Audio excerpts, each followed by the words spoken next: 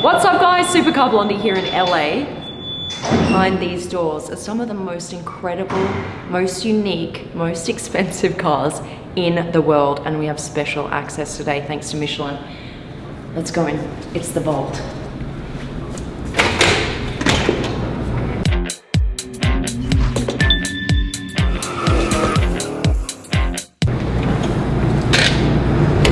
Come on in.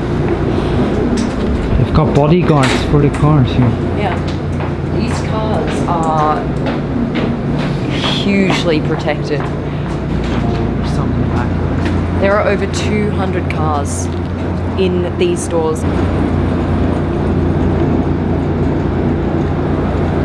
What this used to be is just this space here. Up until that first wall that you can see, that was the vault.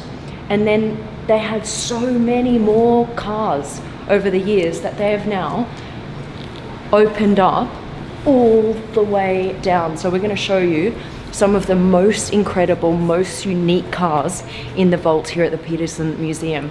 Let's start over here. We're in our Hollywood cars section. Most of these cars have been in Hollywood movies or on TV. For example, this is called the Zebra Mustang. This was used in a Frank Sinatra movie called Marriage on the Rocks. Yep. The next car, 1966. This is a Chrysler Imperial. This was used in the old Green Hornet TV series. Green Hornet. Yeah, you see okay. it's got all the rockets, yeah. the guns, all the good wow. stuff. So what year would that have been then for that series? This would have been mid-60s. Mid-60s, yeah. Wow, okay. And you can see we have the Green Hornet sitting in the back. Look at this guy. But a lot of people don't know, the driver of this car was Kato, who was Bruce Lee. Ah, It was one of his first TV series. Oh, wow. Next car is called the Mongrel T. This was used in an Elvis Presley movie called Easy Come, Easy Go. He was a surfer in Hollywood. This car was later recycled and used in the Batman TV series as the Joker Mobile. Oh, that's so cool. Cesar Romero driving. So how long have you guys had all of these cars in here? Well, the museum's been here since 1994. Yeah. Some of the cars come and go. Yeah. Some of these cars are original, some are very, very recent. So depending on when you come to the museum, you might see this, you might not. It might already be gone. Every week it's a little different. Wow. Yeah, I come in here one day a week, and I always come down here first to see what's new. Really? We send cars out to car shows all the time. Yeah. We have cars come in all the time. Yeah. Sometimes just for a week or two. Yeah. And so there's always a changeover of cars. Oh, that's so cool. So, yeah, about 80% of the cars that are down here in the vault are drivable. Yeah. You can drive them. You'll see most of them have keys in them. Oh, okay, yeah. And so we try to drive them as frequently as we can. It's not good to let them just sit. Yeah. And so we try to drive them. Is that your job, Andy? No, I wish it was. Oh, I know, right? That would be nice, awesome. wouldn't it? Yeah. Yeah, I volunteered for that job. When they saw the dents in my car, they said, so yeah, we take them up to the roof sometimes, just drive them around. Yeah. Just for 5-10 minutes, so just to cool. keep the engine oil. Yeah. You know. So you guys have a big lift here, do you? Somewhere Yes, where we have a lift that'll take us up to the third floor. Wow, fantastic. So that's how all the cars are moved. What are we looking at here? This is the Jaguar from James Bond, Die Another Day. Oh. This was the bad guy car. And of course, James Bond had the Aston Martin. Yeah, yeah. Now, if you've ever seen that movie, there's a really good scene in there where James Bond is being chased by this car with a machine gun. They're going across the frozen lake. Yep. And this is the actual car. Yeah, well, they figured out pretty quickly that neither of those cars did really well on ice. Yeah. So this car is actually a four-wheel drive Ford Explorer with a Jaguar body on it. Oh, this is what so they used to film those scenes. Oh my god, that's so interesting. Wow, okay, cool. And so that's still obviously all workable, right? You'd have to go and drive that and make sure it's okay. And this V-dub here? This is from Old Miss Sunshine. Oh yeah. Movie. That's a great movie. Yeah. Oh, that's awesome. Wow. This is the Mach 5. This was actually from the cartoon series Speed Racer. Actually not really used in a movie per se. Right. But this is a replica of what that car looked like. Oh, that's cool. And of course this is from Austin Powers. It's crazy to think, when you look at these cars, all of these incredible movie stars have actually sat behind the wheel of these cars that we're looking at. This is from the movie Grease. Oh, Grease! No way! I recognize that. Ah, yes. Well, it does say Grease on the side, so. It does say Grease on the side. Kind of a giveaway that I didn't see. The thing with these cars down here, what do they need to be? Either super rare, or someone special has owned them, or what's the deal with the vault? Well, we have 5-6 criteria. very rare is a big one. If it had a provenance, which means somebody famous owned it. Yeah. If it has a race history, Okay. we'll use the race history. If it has something unique as far as technology goes, Okay. especially if something was invented here in Southern California. Oh, okay. And so those are kind of the criteria we use What to. stands out when you say unique technology? Because that's quite interesting. Is there one car here that really stands out for you? Well, you know, there are a lot of them actually. Yeah. For example, the Davis over there, the green car. Yeah. That, or even this yellow car. This Yeah. is a Kaiser Darren, 1954. This was the first all fiberglass car built in the United States. Very unique because it has these sliding doors. This is something that has never been done before or since. Right. Yeah, so the door kind of slides open. Yeah, it just slides right So it in. hides in here. Wow. Wow. Okay, yeah, that's really cool. And then this one, you were saying something else. This on is the... the Davis Divan, again, 1948. This at the was front built end. after World War II.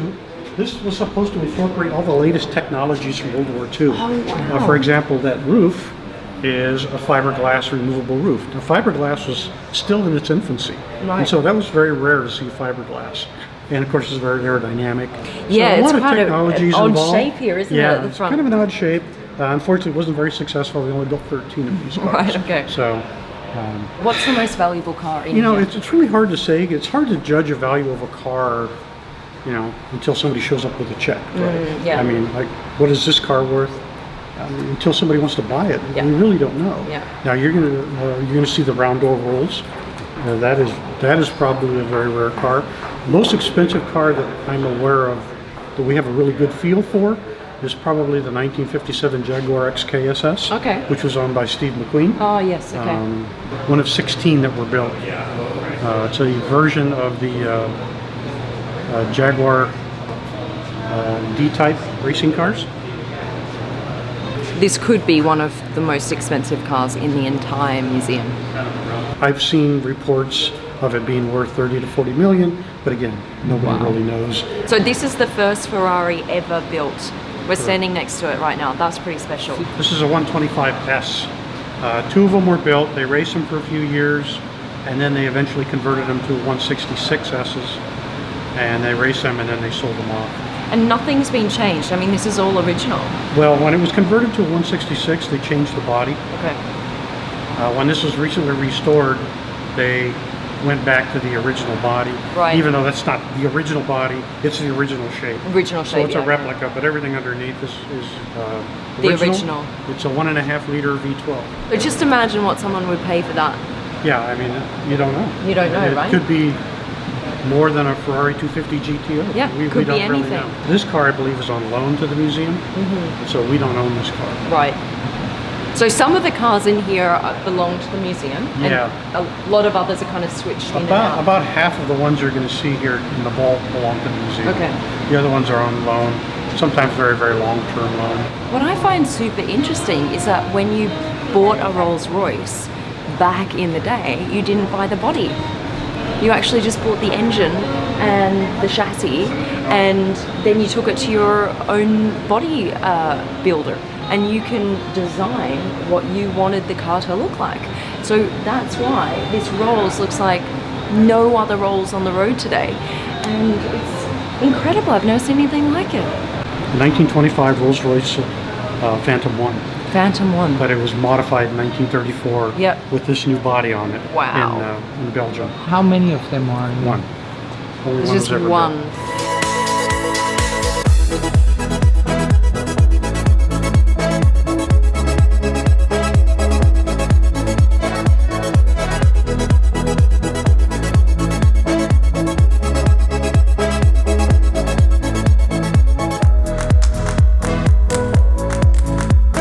This is a Popemobile, but he never actually drove in this car because there's no protection for him, there's no roof. But he did officially bless this car, so it is an official Popemobile, so that's pretty cool. This car has a very interesting story. This is the car that Saddam Hussein was driven out of Baghdad in. So it's quite incredible the kind of collection that they have here, such diverse stories and backgrounds. This one down here also, this Rolls. This is the very last car that Bobby Kennedy was in before his assassination. This very car right in front of us. It's really incredible, this museum. I've never seen anything like it. I hope you guys have enjoyed this video. Please give us a quick thumbs up, spread the word, leave us a comment. What car was your favorite? What was intriguing? Big thanks to Michelin, of course, for giving us access to the vault. It's been incredible. Thank you guys so much. And to the Petersen Museum, of course, as well. We're gonna see you on the next vid, somewhere else in the world. For now, I'm out. Love ya.